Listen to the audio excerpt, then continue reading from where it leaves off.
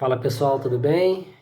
Como é que vocês estão? Espero que estejam todos bem, sem Covid, sem doença e com saudade de mim. Então vamos lá, vamos começar mais uma aulinha.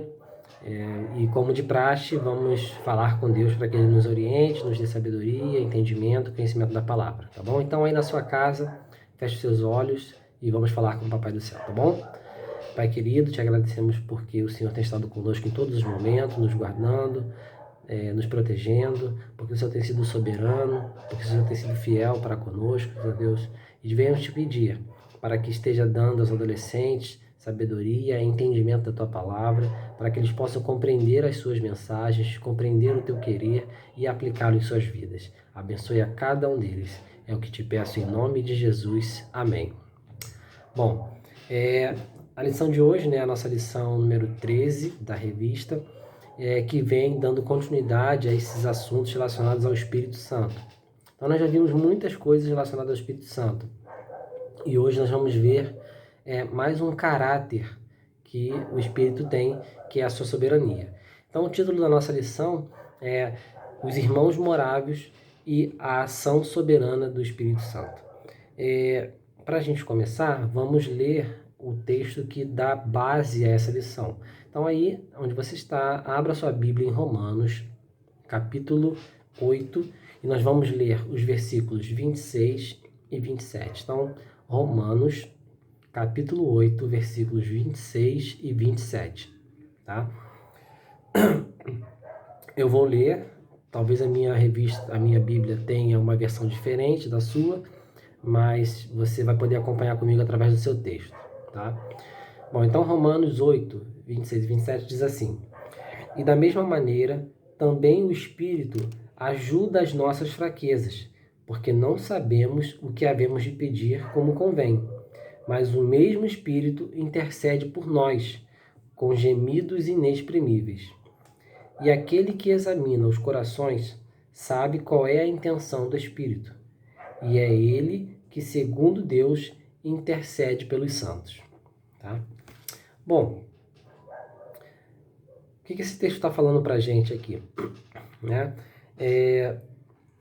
Que da mesma maneira, como ele está falando ali, da mesma maneira que esse mesmo Espírito, ele ajuda com as nossas fraquezas. Porque, em geral, a gente não sabe como fazer as coisas. Né? Tudo que nós fazemos é independência de Deus. E quando falamos em dependência de Deus, estamos falando do agir do Espírito em nossas vidas. Porque é Ele que nos guia, nos conduz, nos orienta a fazer as coisas da maneira correta. Inclusive, aqui no texto, ele nos mostra que nós, sem a ajuda dele, não saberíamos nem ao mesmo como orar, não saberíamos como falar com Deus, como nos dirigir a Deus. Então, o Espírito Santo, ele também serve como um condutor das nossas orações. Ele nos ensina a orar. Através da ação dele, nós sabemos como falar com Deus, como nos achegar a Deus e como pedir a Ele as coisas. Né? Porque o Espírito faz parte de Deus, então nada melhor do que algo que faz parte de Deus para nos ensinar como falar com Ele. Tá? E a nossa lição ela vem falando sobre algo que é muito relativo a isso. Né? Como vocês vão ver ao longo da lição, a oração ela é muito importante nesse contexto aqui vivido na lição. Tá? Então, eu queria que vocês agora refletissem, pensassem um pouquinho. Lógico que vocês não vão ter como me responder, mas responda a si mesmo. Qual é a maneira que vocês utilizam para orar? Como vocês conseguem orar? Como que vocês começam? Como é o desenvolvimento da oração de vocês? Como que vocês finalizam a oração? Não existe uma fórmula padrão para você orar sempre da mesma maneira, né? Aquela oração do Pai Nosso que Jesus fez, ela não é para ser repetida, mas é um padrão. Ele ensina como a gente deve proceder na oração. Né? E então ele é um modelo a ser seguido. Abra a Bíblia de vocês aí no livro de 1 Crônicas, capítulo 29. A gente vai ler só uma parte e eu vou explicar o restante. No livro de 1 Crônicas 29, a gente tem um momento da vida de Davi em que ele está prestes a iniciar a construção do templo de Deus. Né? mas não é Davi quem acaba construindo, né? Mas ele inicia o procedimento para a construção do templo do Senhor. E ele fez doações, né? Ele pegou tudo aquilo que ele tinha de melhor, o ouro, a prata, o bronze, madeiras nobres, tecidos, tudo aquilo que pudesse ser usado para a ornamentação e construção do templo do Senhor. Davi pegou da sua poupança, né, dos seus tesouros, e doou para a construção do templo do Senhor.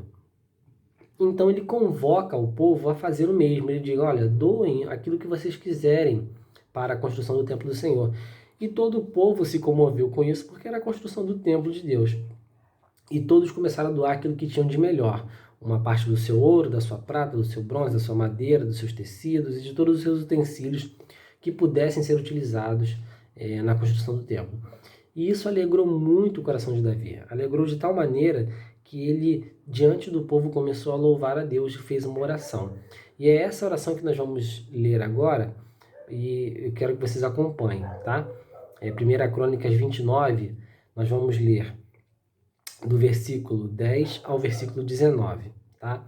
Que é o momento em que Davi começa a fazer essa oração. Então, diz assim, 1 Crônicas 29, 10. Pelo que Davi louvou ao Senhor perante os olhos de toda a congregação. E disse Davi: Bendito és tu, Senhor Deus, Deus de nosso pai Israel, de eternidade em eternidade. Tua é, Senhor, a magnificência e o poder, e a honra e a vitória, e a majestade, porque teu é tudo quanto há nos céus e na terra. Teu é, Senhor, o reino, e tu te exaltaste sobre todos como chefe. E riquezas e glória vêm diante de ti, e tu dominas sobre tudo, e na tua mão há força e poder. E na tua mão está o engrandecer e dar força a tudo. Agora, pois, ó Deus nosso, graças te damos e louvamos o nome da tua glória. Porque quem sou eu e quem é o meu povo que tivéssemos poder para tão voluntariamente dar semelhantes coisas? Porque tudo vem de ti, e da tua mão tu damos. Porque somos estranhos diante de ti, e peregrinos como todos os nossos pais. Como a sombra são os nossos dias sobre a terra, e não há outra esperança. Senhor, Deus nosso, toda esta abundância que preparamos para te edificar uma casa ao teu santo nome, vem da tua mão e é toda a sua. Eu bem sei, Deus meu, que tu provas os corações e que da sinceridade te agradas. Eu também, na sinceridade de meu coração, voluntariamente dei todas estas coisas, e agora vi com alegria que o teu povo, que se acha aqui, voluntariamente te deu. Senhor, Deus de nossos pais Abraão, Isaque e Israel, conserva isto para sempre no intento dos pensamentos do coração de teu povo, e encaminha o seu coração para ti. E a Salomão, meu filho, dá um coração perfeito para guardar os teus mandamentos, os teus testemunhos e os teus estatutos, e para fazer tudo e para edificar este palácio que tenho preparado. Bom, vamos falar um pouquinho sobre essa oração, né? Esse louvor que Davi faz a Deus depois de que seu coração ficou alegre pelos presentes, né, que o povo separou para a construção do templo de Deus, né? Então, como é que eles oraram? Como é que Davi orou? Como é que foi a estrutura da oração de Davi, né?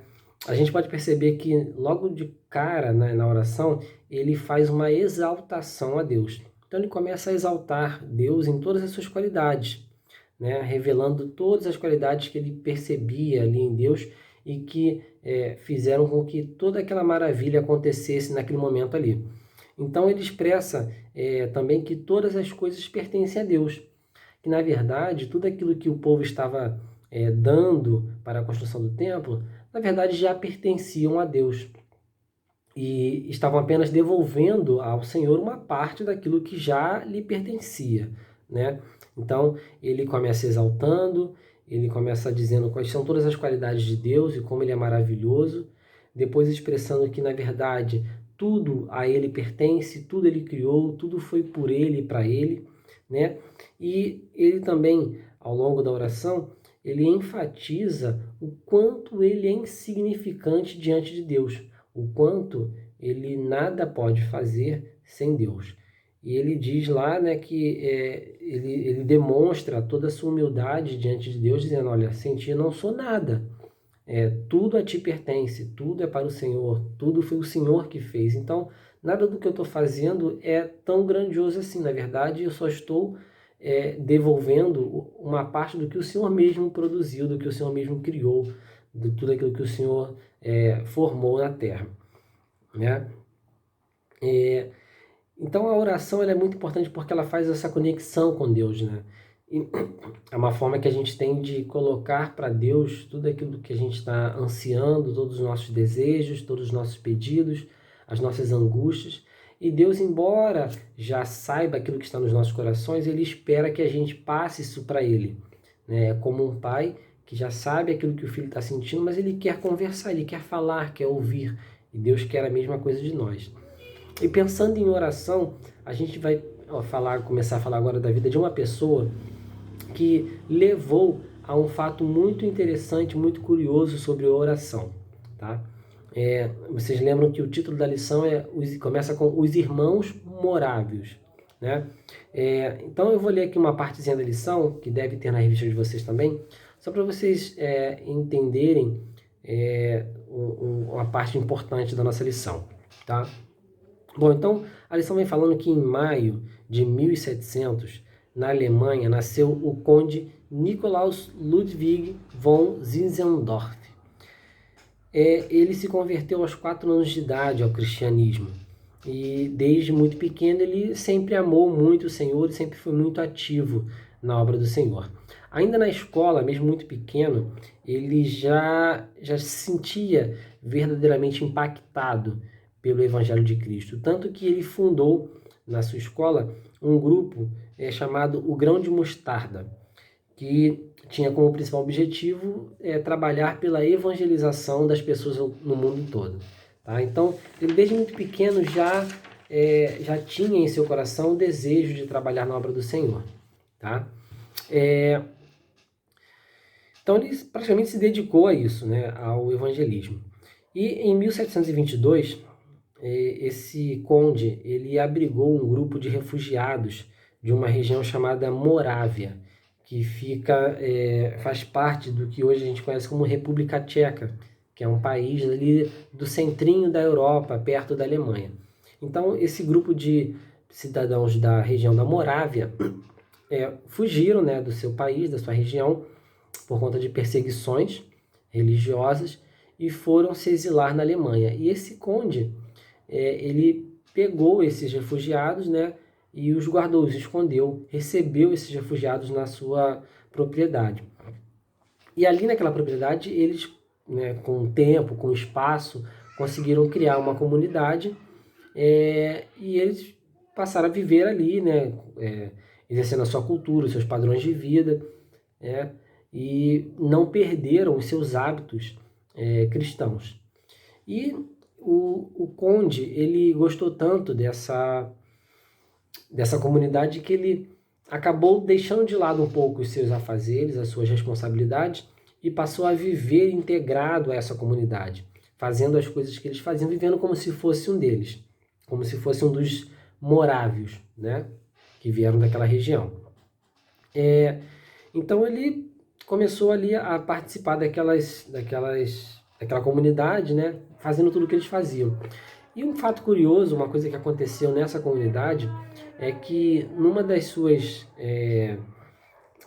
reuniões, nos seus cultos, né, em que houve um batismo, e eles acabaram se enchendo tanto do Espírito Santo, sendo tão comovidos pelo Espírito Santo, que eles começaram uma sequência de orações por diversos motivos, né, mas principalmente orando pela necessidade, né, de que as pessoas se rendessem à vontade de Deus, na necessidade de que as pessoas reconhecessem Cristo como Salvador. Então, de uma forma geral, eles começaram a orar, a gente pode pensar assim, por missões, né? Eles começaram a orar para que as pessoas no mundo todo recebessem Cristo como o único e suficiente Salvador. Só que o que aconteceu é que essa oração, né, essas orações acabaram se estendendo por muito tempo.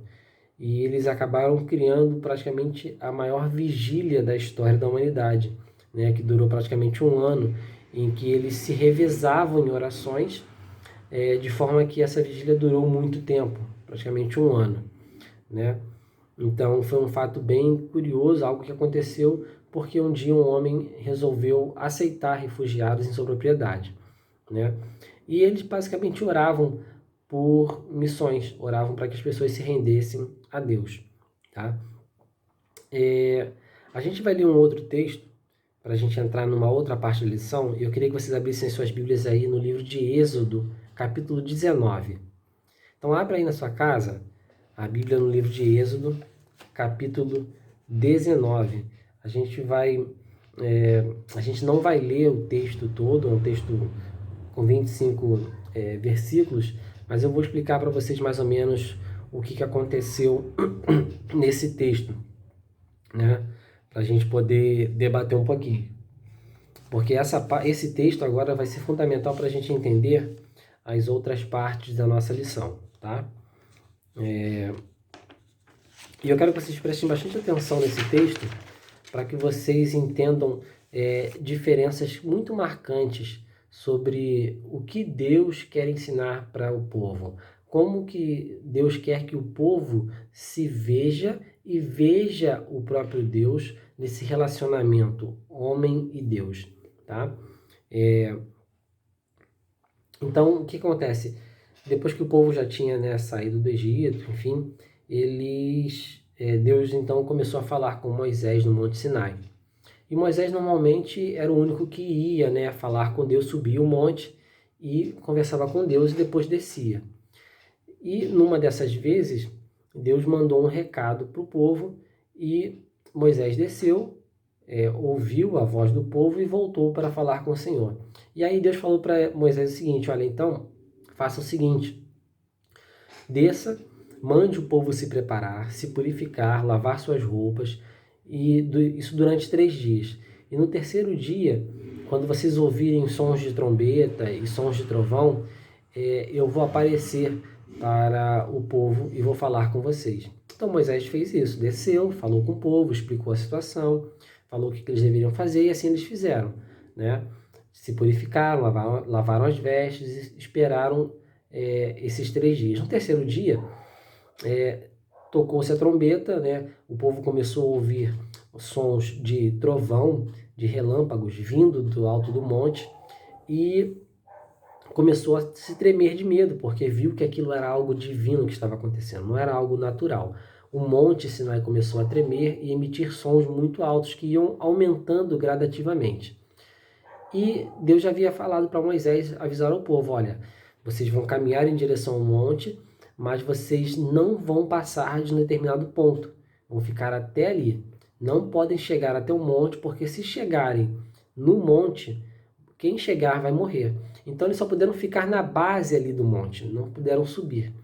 E dali da base eles ficaram observando todos aqueles fenômenos, uma nuvem espessa chegando e aquele som aumentando, aquela trombeta aumentando, aquele som de trovão aumentando, aquela buzina aumentando, né? E até que Deus começou a falar com o povo. E Moisés conversando com Deus e o povo ouvindo a voz de Deus naquela situação. Mas ninguém subia ao monte, apenas ficavam ali embaixo e Deus lá no alto do monte falando com o povo. Até que chegou um momento em que Deus fala para Moisés: olha, venha aqui em cima e traga Arão com você. E Moisés subiu o monte com Arão e lá em cima Deus continuou conversando com Moisés, né? O que a gente tem de interessante nesse texto? O que é importante a gente frisar nisso?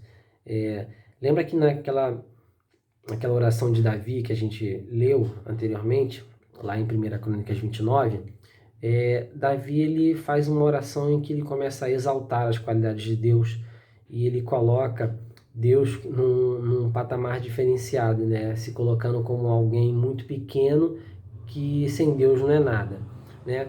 E esse texto de Êxodo ele vem trazer uma lição muito interessante para a gente que a gente possa entender o nosso lugar no relacionamento com Deus, né? A gente tem a tendência de querer crescer muito, às vezes, na obra, por conta daquilo que a gente mesmo faz, se esquecendo de que, na verdade, tudo aquilo que nós fazemos é porque há uma permissão de Deus, porque Ele nos capacita a fazer. E a gente acaba se colocando numa posição mais elevada, achando que a gente é um pouco melhor do que outros, ou que a gente está mais santo do que outros, e isso é errado. E Deus aqui, Ele dá uma lição para a gente, Ele nos ensina algo muito, muito interessante, né? O povo estava cativo durante quase 400 anos no Egito, e Deus então finalmente aparece como um salvador, alguém que vai tirá-los de lá, né? E tira o povo dali. E faz promessas muito bonitas, muito grandiosas para o povo, né? De que o povo de Israel seria o sacerdote de Deus para o mundo. E isso poderia até, de uma certa maneira, fazer com que o povo começasse a se engrandecer, né? E querer achar que, por não ouvir a voz de Deus, por não ver as coisas acontecendo mais, que Moisés não falava mais a verdade, que o povo não precisava mais disso. Então Deus dá meio que um recado para o povo: olha, coloque-se no seu lugar. E ele faz tudo isso para mostrar para o povo o seguinte: percebam que Deus está no alto do monte, lá em toda a sua glória, em toda a sua majestade, provocando fenômenos que fizeram com que o povo chegasse a se tremer de medo, enquanto que o povo, na verdade, ficava na base do monte, sem poder subir, sob pena de morrer ao fazer isso. E ele está mostrando, então, que há uma diferença enorme entre Deus e nós.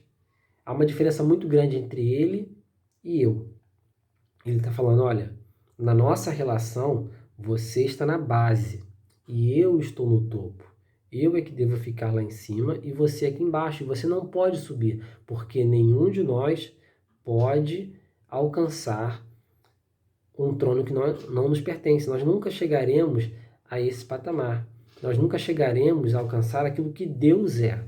Nós sempre estaremos nessa relação de base. Mas não significa que Deus não vai falar com a gente, que Ele não vai se manifestar nas nossas vidas e que Ele não vai ter um contato conosco.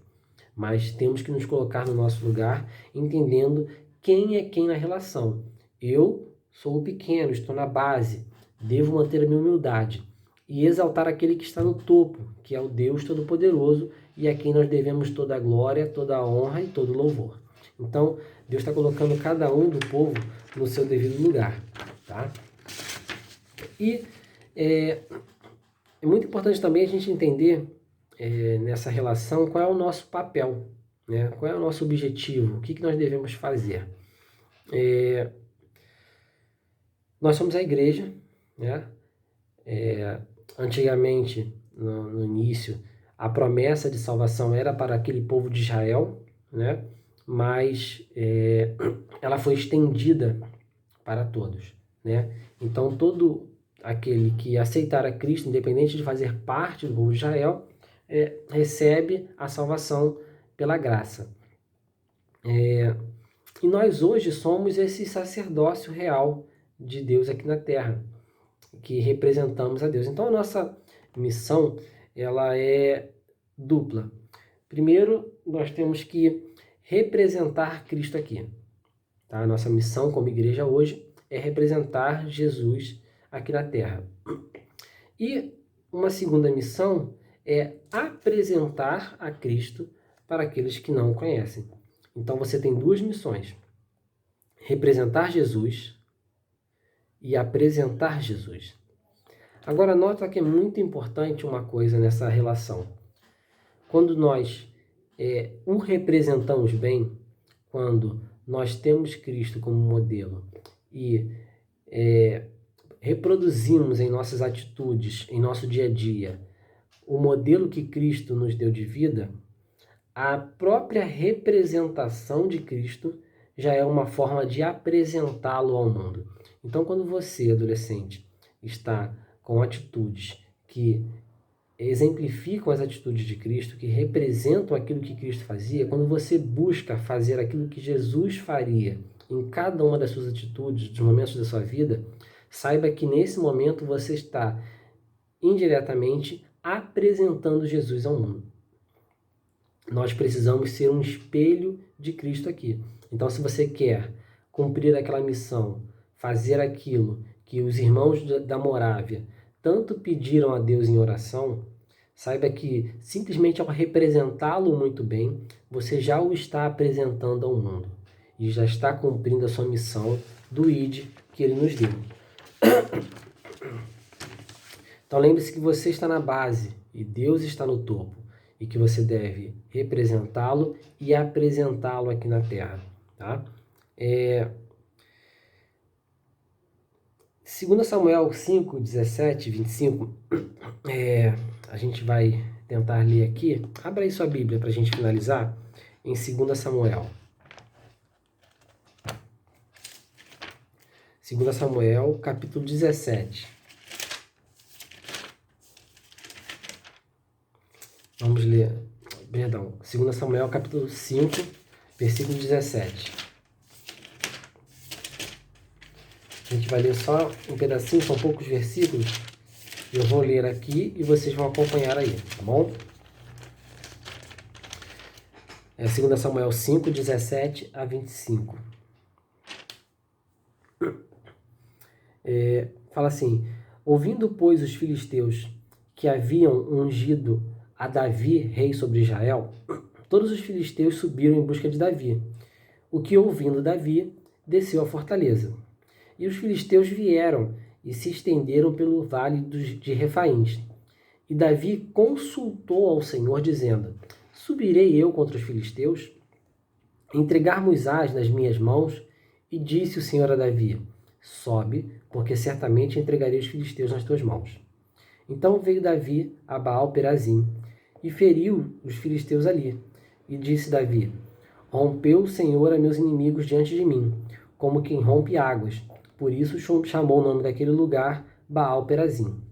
E deixaram ali os seus ídolos, e Davi e os seus homens os tomaram. E os filisteus voltaram a subir e se estenderam pelo vale de Refaíns. E Davi consultou ao Senhor, o qual disse: não subirás, mas rodeia por detrás deles, e virás a eles por defronte das amoreiras. E há de ser que, ouvindo tu um estrondo de marcha pelas copas das amoreiras, então te apressarás, porque o Senhor saiu então diante de ti a ferir o arraial dos filisteus. E fez Davi assim como o Senhor lhe tinha ordenado, e feriu os filisteus desde Geba até chegar a Gezer. Notem um exemplo que sintetiza um pouco disso que a gente falou até agora. Davi era um rei, ungido do Senhor, tinha uma experiência muito grande com o Senhor, uma comunhão muito grande, era considerado um homem que agia de acordo com o coração de Deus.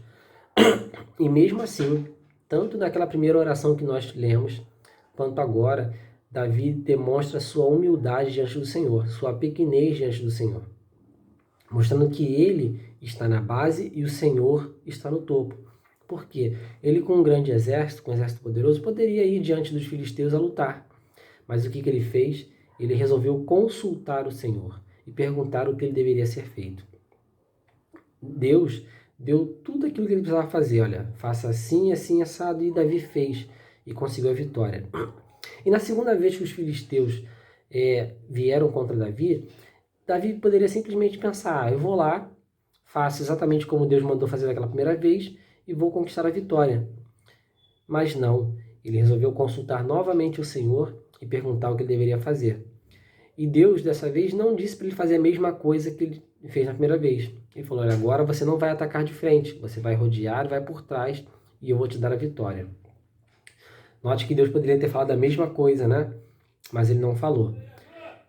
E se Davi tivesse feito na segunda vez a mesma estratégia da primeira, provavelmente ele seria derrotado.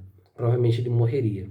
Mas ele, demonstrando humildade, consultou o Senhor, recebeu de Deus as instruções necessárias para o segundo ataque e foi novamente vitorioso, mostrando que ele está na base, enquanto que o Senhor está no topo, dando todas as ordens e determinando aquilo que deve ser feito.